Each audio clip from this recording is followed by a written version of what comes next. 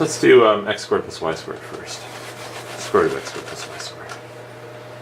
So we're going to try to understand what this square root of x squared plus y squared, or z equals, I should say, square root of x squared plus y squared. So the height's going to be determined by square root of x squared plus y squared. And again, we'll do this on the square that goes from -2 to 2 on x and -2 to 2 on y. Well, I think this is gonna still involve circles. Okay. So you have we still have something that looks a lot like a circle formula. Okay. Because we know that for a circle, x squared plus y squared equals r squared. Okay. So, maybe we can square root both sides. Okay.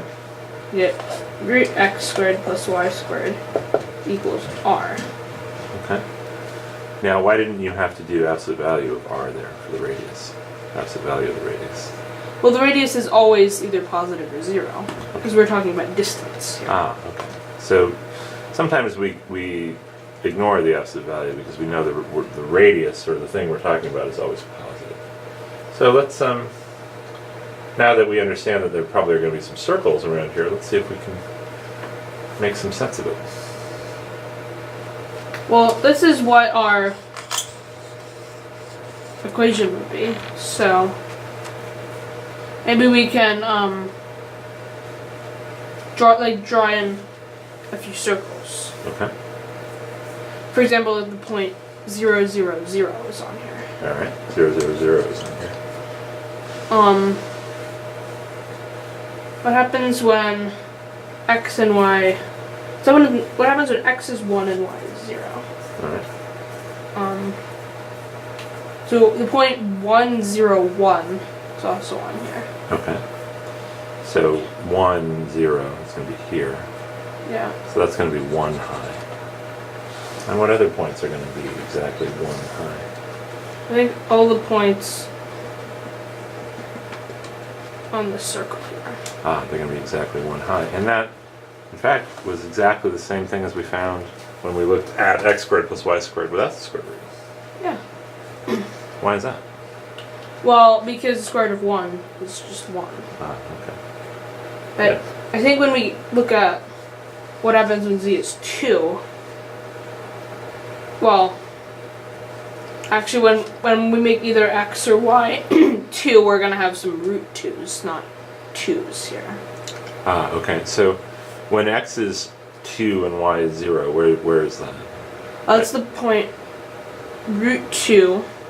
What are we saying? This is x? Yeah.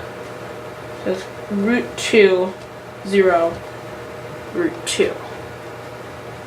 So it's only root 2 high. Instead of... Oh, I see. Okay, so you weren't going all the way out to 2. You were going root 2. Okay, so the point 0, root 2 becomes root 2 high. Yeah. Okay, and how high was that in our previous graph? It was 2 high. It was 2 high. So where are all the points that are root 2 high?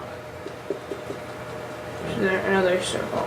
Another circle. So maybe this is going to look like our shape that is z equals x squared plus y squared, but it's going to be more of a shallow instead of as steep as it was before. Okay.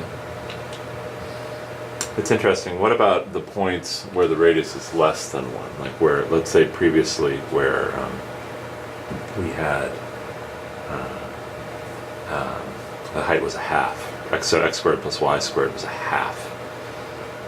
What do we get now? So x squared plus y squared is a half. Well, it would be z is it's the square root of 1/2. Okay. So what is the square root of 1/2? that's root 2 over 2. Do you know what that is approximately? Little more than 0.7. Okay. So what happened to the? So draw that circle in here. Just actually here it got bigger.